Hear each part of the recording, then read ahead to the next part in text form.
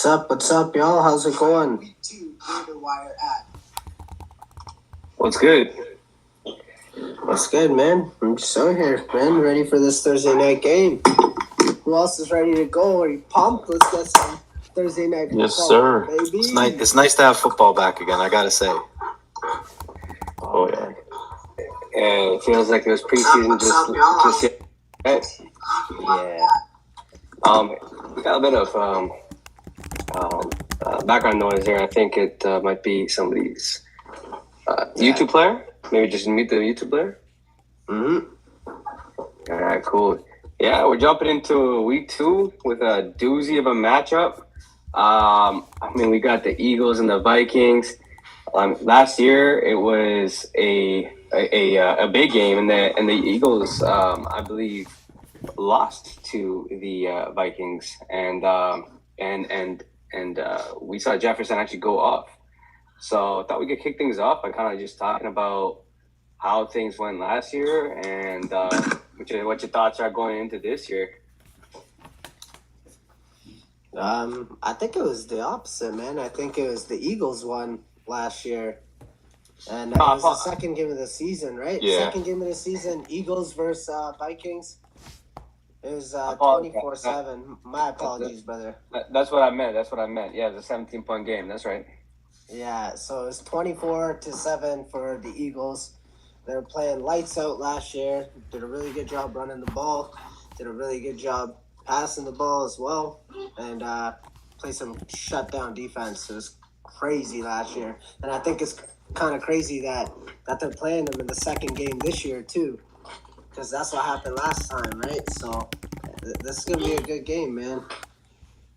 The total for this game is 49.5. That's nice, man. Yeah, that's right. So I think the Eagles are favored to win. They're heavy favorites tonight, right? Yeah, 6-point favorites. Yeah, pretty crazy. It actually, the line started when I was doing some research on this a couple days ago. The line started at -7 favorites. And then yesterday it went down to -6.5 favorites for Philly. And today it's right now, like currently, it's -5.5 for Philly. So I don't know what's going on, but Vegas knows, right? So I think it's pretty interesting. That might be something to watch and something to consider when you're doing your over-unders and seeing if you're going to bet the spread or not. Yeah, there's a couple key injuries that might have affected that line going down. I know we got no Gainwell, which I don't think is a line mover like crazy, but he was utilized heavily last week. His numbers last week were pretty crazy. I mean, the guy got pretty much he had 14 rushes for 54 yards, 9.4 fantasy points. So not a ton fantasy-wise, but he got the majority of the work. So I think that's going to be something to keep an eye out for, is like who's going to fill that spot. And then you also got Bradbury out as well, key defensive player. So, I mean, that's going to be something to look out for. And I think maybe that has something to do with the line moving a little. Yeah, for sure, man. I heard that secondary is kind of hurting right now. The safeties last week were hurting real hard against the Patriots. It seemed like in the second half, the Patriots kind of figured out what they needed to do, hit the middle of the field more often. The safeties weren't helping out as much, and now with a top-tier quarterback like James Bradbury being out of the game, it might open some things up for a high-powered Vikings offense. It is they a got some key high-powered injuries on defense. They do. I mean, you got three starters out, but on the flip side of things, I mean, the Vikings are a very high-powered offense, and last year Jefferson torched the Eagles in that week 2 matchup for to the tune of I think 150 yards, but the thing is their QB Kirk Cousins has a piss poor track record in primetime games. I think he's won like 33% or something like that on a primetime slot. So while the Eagles did have a rough week 1 and they are banged up, they are strong at home, and Kirk Cousins kind of has that poor primetime time record. Do you think that is influencing the line, or what's going on here? Is this the game that Kirk Cousins breaks out? Yeah, man. You know what? I love that you brought that up because I actually checked it out. Take this in. Kirk Cousins in his last 3 Thursday night games, 3-0, man. Usually he doesn't perform that well on primetime, but in his last 3 games, He's 3-0, and I know it has nothing to do with about this game, but Danny Dimes is like 1-11 in his last 12 primetime games. So I think we need to start flipping the narrative from Kirk Cousins doesn't perform in these primetime games to Danny Dimes. But anyways, back to this game. Yeah, man, this could be a high-scoring game. This is the second highest point total out of the whole week's worth of games, actually, which is crazy. And that's just behind Kansas City and Jacksonville. So I think there's going to be fireworks this game, man. It should be crazy. I think the primetime curse is still alive for Kirk Cousins. As a Minnesota Viking, his last 16 primetime games, he scored only 20 points 4 times, while finishing under 15 points 8 times. So that curse is still alive. Yeah, I guess it depends if you're talking fantasy or if you're talking real NFL with games winning or losing, right? But yeah, in Well, we're talking fantasy, fantasy. it might be. Yeah, true. Leave it to. He struggled a lot last year on Monday Night Football. He only scored 10.8 fantasy points through 3 picks. So it was not a good game for Kirk Cousins. Yeah, actually, on that note, last year, take this in, the Vikings were 11-0 in one-score games last year. 11-0. So on average, you expect the team to be 500 in one-score games. And so I think regression is real, and we saw that last week. They lost in a one-score game to the Bucs last week. So that's a big deal. And I think with him kind of, I mean, he's got the weapons now. They got rid of Thielen. Maybe we could start on the Viking side of the ball and talk through some of the offensive players. So we could start with, obviously, Jefferson. You're going to start the man. He did work last week without getting a touchdown. 150 yards, 12 receptions. 12 targets, 9 receptions, 150 yards. Good for 19.5 fantasy points, and he was wide receiver 8 last week. I'm expecting much of the same. I mean, I'm expecting much of the same all year. So you're obviously going to start him. I don't know if you guys have anything else to say about that, but we can jump into kind of a more interesting piece of it, which is KJ Osborne versus Jordan Addison. And I know you might roll your eyes at KJ Osborne, but he had a 91% snap share percentage last week. He had 6 targets, didn't do much with them. But I think I would like to ask, like, if you had to start one of the two, KJ Osborne or Jordan Addison, where are you going? I'd go Jordan Addison. All-pro corner Bradbury will be out, so Josh Joby will be probably following Addison around. He's been pretty good in training camp, but he's still unproven. Slay's going to be shadowing Jefferson around the whole game. Last year's matchup, he held him to 1 catch for 7 yards and allowed a 0 passer rating. The Eagles are pretty good at corner too, or slot corner, with Avonte Maddox, and that's probably where what's his name, KJ Osborne is going to be playing. So I think this is going to be a game where Addison and Hawkinson are going to take over. Yeah, actually, Jordan Addison did the same. He had 6 targets, 4 receptions, 61 yards. Obviously, had that touchdown as well. He did that on a 56% snap share percentage. I'm expecting that number to go up quite a bit. You got to put your best players out there to make the best plays you can possible, and I think that's an easy answer for me as well. I'd go Addison easily there.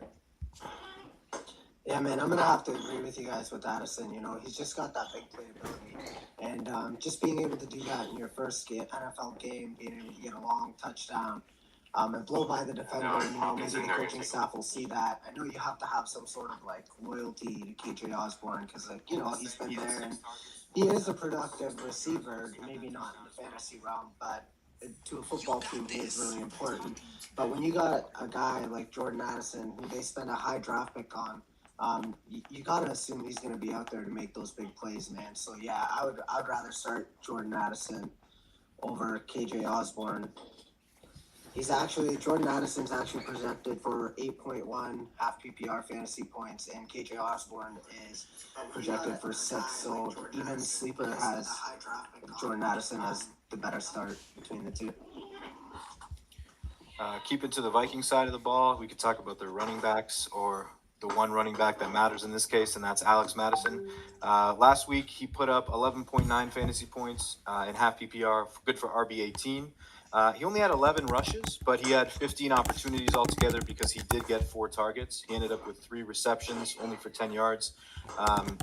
3 yards per carry, a little bit kind of something to kind of keep an eye on. I mean, it's not great, and obviously we know like he's done really well in games that Dalvin Cook was missing last year. But this year, you know, he's got that full load on him, and so he's got to really. It'll be interesting to see how he deals with that and pushes through. So I'm interested to see how well he does. I think it'll be a little bit of an easier matchup as well.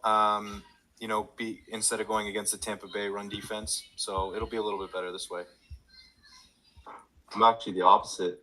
I think you still start Madison. It's gonna be a little risky though. They're going up against PFF's number 1 ranked defensive line. Fletcher Cox healthy. They got Jordan Davis and Jalen Carter in there. Last year when Jordan Davis played, they had one of the top run defenses in the league. So their D-line's healthy. Their run defense last week held Zeke and Ramondre to 54 yards on 19 rush attempts, good for 2.8 yards per carry. This is a ferocious D-line, so I think this will be more of a shootout where Cousins will have to throw the ball because I think they'll be trailing. So they might have to get away from Madison this game. Yeah, man. I'm going to have to agree with No Man over there because Vikings starting center is actually injured right now. So Jalen Carter last week had the most pressures from the D-tackle position, and that's at a rookie. Everyone knew his off-the-field issues is what made him slip a little bit in the draft. He was worthy of that number 1 to 3 overall draft pick, and talent-wise, at least, I believe. And that Eagles D-line is so stellar. Like, I have Madison in my leagues. I'm starting him. He's a volume-based RB2 for me. Round, of course, I'm going to start him, but I don't feel too good about him, like, maybe breaking the 100-yard mark. I'm kind of hoping he's going to just catch a few balls and maybe fall into the end zone for me because that Eagles pass rush, man, and that Eagles run defense, those guys are scary, man. So I think they're going to have to take advantage of James Bradbury being out and maybe sling the ball a bit more. I'm hoping Madison falls in the end zone, but it might be a long day for Kirk Cousins. Madison I do like TJ Hawkinson though. This middle of this defense is going to be very vulnerable to big plays. They lost Kobe Dean, arguably their best linebacker. They got Zach Cunningham, Christian Ellis, who are not good coverage linebackers. Hunter Henry last week had 6 targets, 5 catches, 56 yards, and a touchdown against this defense. Their safety, Reed Blankenship's out. So the middle of the defense is where you're going to get exposed. Not like TJ. Yeah, man. I got TJ as my tight end 1 this week, actually. I know that sounds kind of crazy, but last week you saw what Hunter Henry. Yeah, man. You seen what Hunter Henry did to the Eagles linebackers last week, man? He got 5 catches for like 60-something yards and a touchdown, man. And I think if you're gonna beat Eagles anywhere, it's in the middle. The Patriots proved it last week. I'm sure they had practice to patch those things up, but man, if you got somebody like Big Play Slay out there covering, then I don't know, man. Hawkinson might have a big game because Justin Jefferson, I think, might get locked up. Yo, I gotta say that, Matt. That's an interesting prediction, man. I mean, yeah, it might be on something with the Eagles missing, key linebackers and cornerbacks. It might just happen, but I want to take a quick break here because we're about to jump into our next segment, and we actually have a question from one of our viewers about who to start and who to sit. And I know you guys have a few things you want to talk about there and get off your chest. But before we get into that, I want to give a shout out to our sponsor, Tenement. So we're halfway through the stream right now, and it's the perfect time to dive into something really special. Tenement is a fantasy sports platform that uses real-world assets to maximize your experience playing fantasy sports and your ability to earn from that. So we take fan engagement to a whole new level with its play-to-earn mechanics. That's right. You can actually earn while you play. And whether you're into football, basketball, baseball, or esports, Tenement has you covered. But here's where it gets wild. They've got this feature where you can use real-world collectibles in your marketplace. I'm a sports card collector. I know many of you guys are too. Imagine using that Michael Jordan that vintage Michael Jordan rookie card as an asset in your fantasy league. I mean, how cool is that? And on top of that, there's real world stats for each game, just like any other fantasy league. So that makes it even more engaging and closer to the actual sports that you love. And if you're one of those people who never miss a game, you're going to love their proof of watch rewards. That's right. You heard me right. You get rewarded just for tuning in to watch the game. And we're big on community.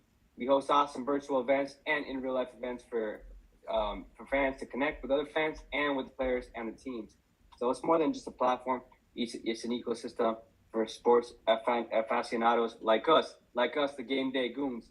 So that's a great segment to jump into our starts and sits. I want to hear from the Goons right now. First of all, before we get into that, let's actually address one of the questions that came to us from the chat. Sanjay asked, "Yo, Goonies, start Madison or Swift tonight? PPR. Let's hear it." Oh, Well, that's I'm gonna go with DeAndre Swift. Gainwell's out. I know they activated Rashad Penny, but Nick Sirianni said there's never going to be a week where they only give DeAndre Swift 2 touches again. So I think this is going to be a DeAndre Swift week. They gave a lot of volume to Kenny Gainwell, so I think they're going to utilize Swift and even Dallas Goedert more this week. Yeah, man, in a full PPR setting, I definitely got to go with DeAndre Swift. Eagles love running the ball. This is going to be a high-scoring game. I think for all the reasons we stated before about Madison and the Eagles D-line, I think Swift is the higher upside play, just because, he does have that pass-catching ability. He is a hard runner. I don't know why he didn't get any run last week. I mean, I have Kenny G, so I'm kind of happy about it, but I don't know why he didn't get any run last week. Maybe they're trying to ease him into the system. But you have to understand, DeAndre Swift, not that long ago, was a top 12 fantasy draft pick. So, just based on upside, I would go DeAndre Swift. Safer floor would be Madison, but you're playing to win, man, and you pay to play. So, I got to go with DeAndre Swift. Yeah, that's a tough one, man. I'd probably agree with you guys and say Swift, and that's simply for one reason, and that's ceiling. No Kenny G guaranteed. You know that it's either going to be Swift or Rashad Penny. Penny was a healthy scratch last week, so that should give you a little bit of an idea of where they see him. We know he's capable, but I would go Swift because it's full PPR. He should get the work. I also think this could be a game where Philly runs away with it, and then they'll want to see what they've got in DeAndre Swift. And as Khaled, you said, he was a top pick last year or the year, maybe not last year, but the year before. And he did some really good things for the Detroit Lions. So I personally think you want to put him out there for ceiling. It depends also in your league. If you've got a really great team and you feel confident and you just need a good safe floor, then I would probably run Madison out there because there's a possibility Swift goes out there and gets you 2 points, 3 points, 4 points. I'm not saying it's likely, but that's on the outcome. That's one of the outcomes that could happen tonight. So I would go Swift just because I'm feeling that ceiling, but there's a possibility that if you want that floor, I'd go Madison there. Yeah, man, I know you put a stinker up last week, but you drafted these guys all summer. You guys do your research. You guys read the articles. Don't give up on your players in week 1, man. Why? You spent 2-3 months looking at these guys. Don't give up on your players in week 1. And I tell you, man, DeAndre Swift rest of the season, I still think he's going to be a valuable asset to have. And I think Eagles are just being cautious with all their running backs because they all have injury history. Yeah, agreed. Talent doesn't just go away. Mm-hmm. And one more thing on this backfield. Honestly, it's going to be playing like a game of Russian roulette. On any given week, it could be Swift, it could be Penny, it could be Gainwell. If they're playing the Giants, it'll be the Giant Killer, Boston Scott. Watch, it's going to be tonight. Boston Scott's Yeah. I think if it's a shootout, they'll use Swift more because he's such a good pass catcher. I think if they jump out to a big lead, I think they might run the ball more with Penny. But they're going to give Swift a big workload this week or for tonight. All right, I got another one for you now. Two-part question about Jordan Addison. Start or sit, number 1, and number 2, is he going over 42 yards tonight? Start, for sure. I think I think he he's gonna have a did good game. enough last week, to earn a starting spot for you. Obviously, if you've got like stars or better options, you take them. But I mean, Addison is a nice player. I mean, even without the touchdown, he still had 61 yards on 4 receptions. That's pretty solid on its own. And you know that, as I said, that was only on 56% snap share percentage. So I think that's going to go up. He's going to get more time, more shine. And as he builds more trust with Kirk Cousins, I mean that's an easy decision for me. Yeah, man, I think it really depends on who else you got out there. Who else is on your team? How many people are in that league? I'd be curious to know that. And it depends who you're starting him over. Now, if you're trying to start him in DFS, he might be a pretty good person to start because he has a lower cost. And he does have that big playability. But I'd put him up there with kind of like the same type of guys as maybe like a Tyler Lockett this week, or maybe a Hollywood Brown, or something like that. Just like those really big boomer bust receivers. Don't be surprised if he gets you one, but also don't be surprised if he pops off for 20 because, Slay shadows Justin Jefferson or anything. I think he gets over the 43-yard mark. I give him about 56 to 65 yards, and then possible tutty. But yeah, I think he goes over that for sure. Yeah, I got the over as well, pretty easily. I think. I just think game script is going to lend itself to that line.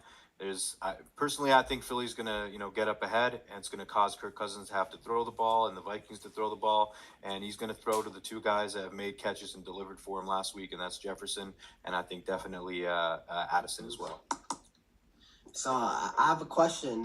So you guys think it's going to be a shootout? Now, the over-under for Kirk Cousins' pass yards this game is 265.5 yards. What do you guys think? You guys think he goes over that or under that? I think Philly's defense is good enough that he's under. Okay. So Sean's got the under. And what do you think, Mohammed? I think if they're trailing throughout the game, he's gonna have to throw the ball. So it's kind of tough, but I think I'd go over. I think both teams have something to prove here. With with Minnesota losing to Tampa last week, Kirk Cousins has got something to prove. And the Eagles were up big on the Patriots, and they almost let that game fall away from them. Hurts got a big fumble at the end of the game there. I think both teams have something to prove, and this might be a shootout. This is the one, I'm telling you, man. They got the second highest point total. Vegas does not get this stuff wrong. Well, Vegas just got hacked apparently, and it's been saying, oh yeah, they're losing money. Yeah, there's a lot going on in Vegas right now that's not exactly normal. So maybe they are getting it wrong. Well, I guess we'll find out. But if I was a betting man, I might sit Cousins tonight. I don't trust him as a passer at night, on the road, in prime time against a solid opponent. There's a lot going against him, and he had a rough game last week, right? I mean, he had a few turnovers for sure, and I mean the Eagles are missing some defensive players, but they're no slouches. You know what I mean? I think they're going to be ready to shore up some coverage issues that they encountered last week versus New England. So I might be sitting Kirk Cousins tonight. Will he go over the what'd you say, 260 with that? 265.5. 265.5. I mean, he might still go over, but I think there's going to be a lot of bad with that too, man. So I do expect some turnovers tonight. I do expect them to get down a little bit tonight and have to, pass the ball, but I might still sit him if it was up to me. Now, just to let you guys know also, you got to play with, your lines also, you know what I mean? You could hit the alternate lines. Let's say you don't think he's going to hit 265, maybe he'll hit 245. You got lesser odds, but, I mean, it's still, if you feel that way, then, you could still make some money off this. Play around with your lines sometimes. Don't give Vegas the advantage, man. Pick where you feel comfortable, and maybe you can get a couple of those wins. Wise words from a decent man. We got another question from somebody in the chat here. Chronically Ill wants to know, Hurts over 1.5 touchdowns. We don't have a lot of time left, so keep it within 10 seconds, but we got to hear from everybody. Hurts, 1.5 TDs, over or under? Over for sure. Give me the over. Yeah. All right. Just to let you guys know, he only scored one last time. Yeah, he only got one last week. He was 22 for 33 last week. This is against New England, though. He had 170 yards, had one touchdown. I think like you got AJ Brown and Devontae Smith. Give me one for each of them. Woo, baby. I hope so. Let me give you some Vikings defensive stats. Last season, they allowed 3,223 passing yards, ranked 30th in the league. They allowed 78 explosive receptions, ranked 31st in the league. Their secondary allowed a 70% completion percentage to opposing quarterbacks, which is 29th in the league. Damn. They're basically dead last in every passing category, and they didn't really add anyone to that secondary. And this is gonna be a bounce back game for Jalen Hurts at home, Thursday night football. Come on. Yeah, Let's man. go. All right, Yeah, all man. right. I actually got a few. I got a few bets that might help you make some money. These are all on FanDuel. You got Jalen Hurts anytime TD and Alexander Madison anytime TD. That'll give you a plus 306. I think Jalen Hurts will definitely get the touchdown. Madison's the one I'm kind of hoping for. So that'll get you 3.6. The other bet, I've actually made these bets personally. So, like, that's what I'm going by. I put my money where my mouth is, dog. And the other bet I got, Jalen Carter with a sack. That's plus money too, man. It's plus 124 for Jalen Carter to get a sack. Him being the guy that had the most pressures as a rookie last week, and the Vikings missing their starting center. Bro, Vita Vea had a field day. Man, Jalen Carter, that guy's just nuts. And then the third bet I made, and this one's like if you're feeling real frisky, you want to make a nice bet. This one, Hawkinson over 51 and a half yards reception, Madison over 25 reception yards, and Cousins over 3.5 rush yards. So Madison over 24, 5 rush yard, 25 reception yards, just because he's going to be, Cousins is going to be getting a lot of pressure on him so that he can dump off the ball. Hopefully Madison breaks a few, and then Cousins over the 2.5 rush yards. Man, this man's going to be running for his life. I hope he gets sacked from behind and just falls for 4 yards or something. Just close my bet, man. But those ones there, that'll give you plus 978. So a $10 bet will give you $97.8. That's crazy. Pelly, you're on mute. Oh, my bad. I was going to say we're getting rich tonight or we're getting broke. We'll find out next week. So if you guys are trying to follow up with us next week, subscribe, like, comment, leave a question. We actually got one last question tonight before we run out of time, and so we got 45 seconds. So I'll read the question. You guys answer real quick. DeAndre Swift season says, "Hey there, full PPR redraft. I got sent Derrick Henry and a chain. I think that's how you say his name from Miami. For my Hawkinson and JSN, my backfield tight end is Musgrave. RB1 is Barkley, and could have nasty RB depth here. I guess he wants to find out should he accept that trade or not. Take it and run. Hold on, Derrick Henry. Take it and run. And a chain. Devon A. Chain. Devon A. Chain. A. Chain, is that how you name? Yeah. And who's he giving up? He's giving up. Oh, he's giving up. Yeah, my bad. Hawkinson and Jackson Smith and Big Buck. Yo, bro. Straight up, bro. Dog, Yeah, that's a good trade. Of course. The King, man. Look at the Kings playoff matchups, man. Derrick Henry, man. I don't care what nobody says. Dude, that man is still not the king? falling off. He is the king, though. Man, Yeah. King's Kanye got shit on me. Bro, he faces Houston twice in your fantasy playoffs. Get Derrick Henry in your team, on your team. Get Derrick Henry right now. For Hawkinson and JSN, 100%, bro, all day. And then he said that he's got a backup tight end as Musgrave. Bro, I actually like that. I think Musgrave's numbers are gonna go up as the season goes along with Jordan Love, bro. That's an easy accept. Do it before he rescinds that offer, bro. Yeah, man. And he's getting a chain? Tell him to watch That's this. pretty nice, man. Tell him to watch this video after you accept it, and then show him how happy we were that you got that player, bro. Yeah, he's listening. He's listening, man. He's listening. He's watching this right now. He's sending hearts for us right now. So, yeah. All right, cool, boys.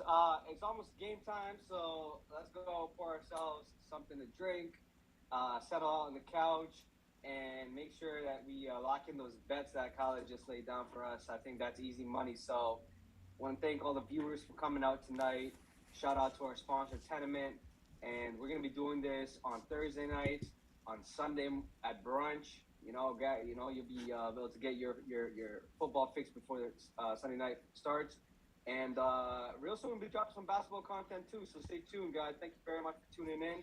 Shout out to the Goons. Like, subscribe, comment. We're just getting going. Thanks so much. Shout out Game Day. Shout out Tenement, man. Without Tenement, none of this is possible. Let's get it, baby. Thank you. Yes, sir.